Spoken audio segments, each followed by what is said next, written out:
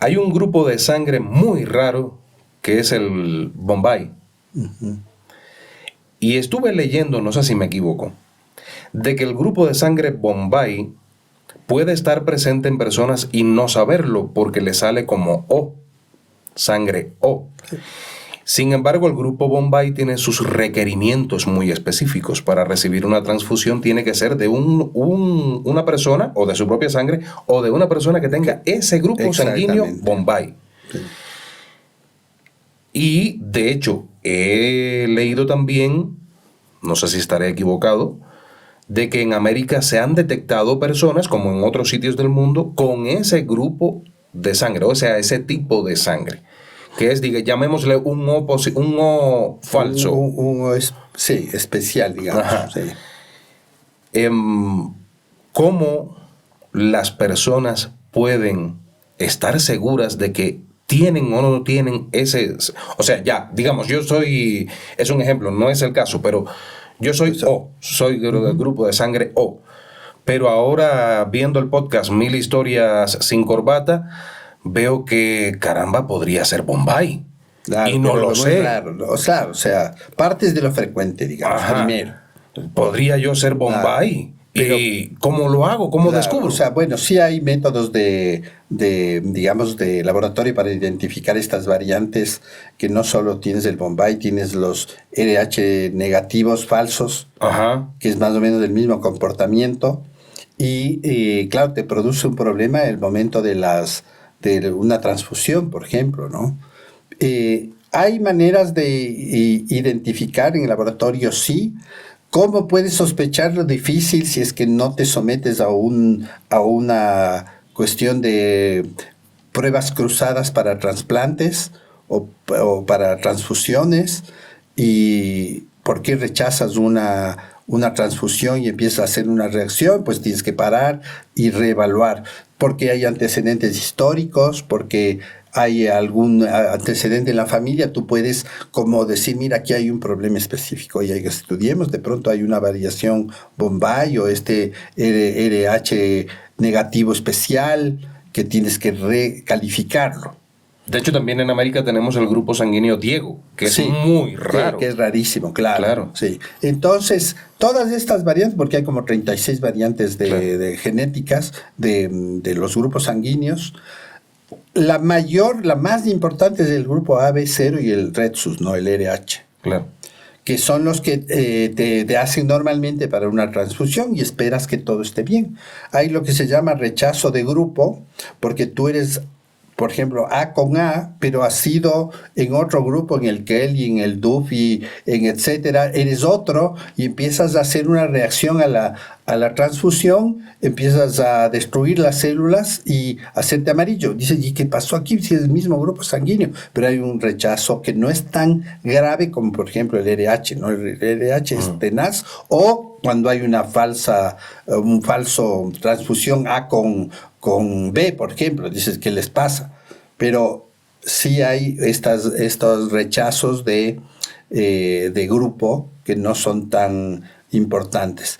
Y entonces, claro que estás expuesto a un error médico, entre comillas, porque no evaluaste los grupos de estas variantes como el Bombay, el RH negativo raro, el Diego. Dices, hijo, no, o sea, lo frecuente es de esta evaluación, ¿no? Cuando tengo la reacción, ahí digo, mira, aquí ha habido este problema. Entonces, ese es más o menos un patrón de comportamiento siempre, ¿no? Tú partes de tu grupo, dices, eres 0, recibes 0. Haces una reacción, dices, algo pasó, hagamos un análisis más profundo y lo solucionas. Pero sí, no es que yo quiero hacerme el grupo Bombay. Ya puedes hacerte, pero no hay, digamos, como un comportamiento común, no es la técnica estándar para análisis. Pero sí se puede hacer. Sí, se puede. Cualquier persona con el grupo O, dice, quiero saber si soy grupo Bombay, o sea, O medio falso. Y dice, sí, claro, lo hacemos. En un laboratorio. En un laboratorio que haga pruebas sanguíneas bien, ¿no? O sea, específicas, sí. Ya lo saben, amigos, aquellos que tengan la duda de si tienen la sangre Bombay. Yo no me acuerdo cuál es la frecuencia del Bombay, habría que revisar. Y porque es tan bajo que claro, no se te ocurre, a mí me va a tocar, me gané la lotería del Bombay. Más o menos es así. Claro, claro. Se llama Bombay porque fue descubierto en India, en la zona Exactamente. de Bombay. Ahora, podemos revisarlo, oye, la frecuencia, porque es importante saber la frecuencia para ver qué pasa. O sea, ¿por qué no haces en todos los estudios de sangre, no haces del Bombay? quizás porque la frecuencia es muy baja, Es muy bajísima, claro. Entonces no haces. La recurrencia o La prevalencia la del prevalencia grupo sanguíneo Bombay. del grupo sanguíneo Bombay, aquel Claro. que en muchos casos es como un O falso, entre comillas, estamos diciéndole. ¿Y cómo es el Porque en asunto? Bombay se descubre justo por la prevalencia de 1 en 10.000 En Bombay, en Bombay. India. Y en cambio en Europa y en América del Norte es 1 en 1.000.000. 1 en 1.000.000. Claro, entonces dices, esa es la razón por qué, digamos, no todas las sangres no están sometidas al análisis del grupo Bombay, porque no tenemos el antecedente. En India sí, entonces hacen en todas las sangres. Nosotros no las hacemos porque es la prevalencia tan baja que dices, no, pues o sea, 1 en 1.000.000, 1 en 1.500.000. Claro, claro. No llegamos ni siquiera a ese número de donantes en el Ecuador. Entonces, claro, no dices, ¿para qué hago? ¿No? Excepto Claro. que se presente un problema. Ahí sí. Se puede presentar, de hecho. Ahora, como decías hace un instante, toda persona del grupo O que quiera salir de dudas puede acercarse a un laboratorio. Sí. Y Probablemente le digan, ¿y para qué? No necesita. Es 1 en 1.000.000. Claro. Bueno, pero sí. Pero puede tocar. Sí, exactamente. Puede tocar. Ahora, hemos estado abordando este tema de todo lo que se especula en torno a las etnias supuestamente, entre comillas, blancas, con características caucasoides, cabello claro, los dioses amerindios precolombinos como Viracocha, Bochica y Quetzalcóatl caen dentro de toda esta especulación que existe. ¿Qué otras disciplinas, sean científicas o no, podrían tener, vamos a decir, contribuyen o podrían contribuir a esclarecer todos estos, llamémosle mitos todavía, porque no tenemos pruebas de ello? ¿Qué otras disciplinas podrían aglutinarse para esclarecer este tema en América?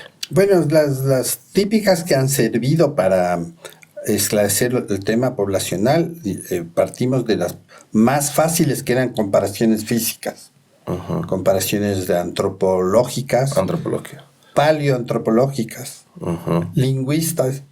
O sea, las lenguas son un buen rastro. Hay un estudio fabuloso de un italiano, Luca Cavalli Sforza, que estudió primero y así surge su trabajo tan impactante de etnias en el mundo, ¿no? Estudiando primero las lenguas y después aparece, dice, no, tengo que estudiar marcadores genéticos, sanguíneos, bioquímicos, diferentes enzimas que tenemos que son variantes. Y así se puede hacer una buena comparación, ¿no? Arqueólogos también, ¿no? Arqueólogos, por supuesto, los restos arqueológicos, comparación de todo lo que se diseña, ¿no? Cerámicas, construcciones. Las estatuas estas que son tan curiosas de en San Agustín, por ejemplo, en mismo Chachapoyas, ¿no? En Cuela, ¿no? Donde Sí. están. Entonces, claro, dices, sí, qué interesante. Y ahí puedes tú armar. Y, por supuesto, el tema genético. O sea, el tema genético va a ser clave para solventar cualquier teoría que querramos seguir manteniendo.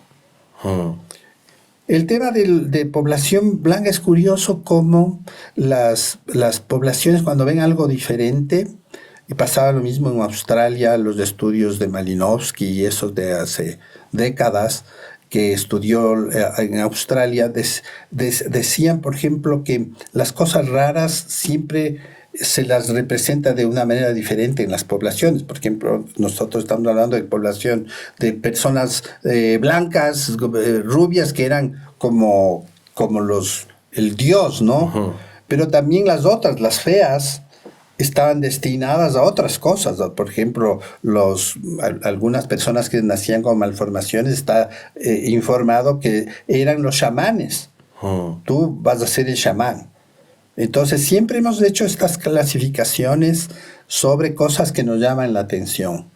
Y tal vez el mensaje genético de todas estas clasificaciones y de por qué tengo el 0, el A, por qué tengo este marcador, por qué no el otro, por qué la mitocondria, etcétera, son clasificaciones que las hacemos para entender la diversidad humana, pero la igualdad humana.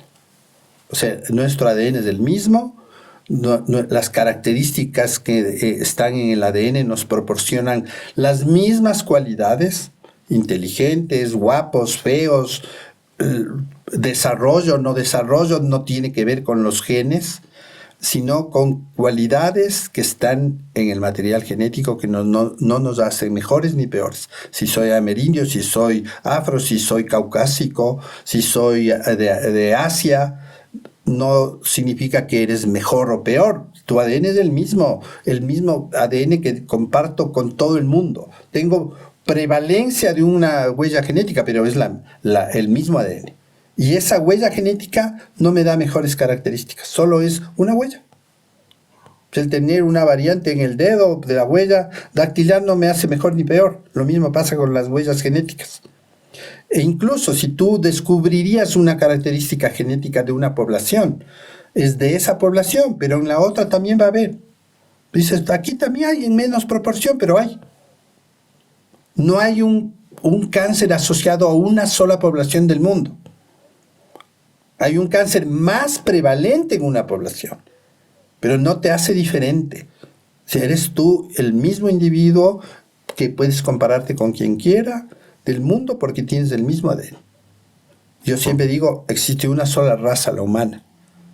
Existen prevalencias de características que te hacen etnias diferentes. Incluso el término etnia en genética es un poco raro, porque dices, ¿qué etnia?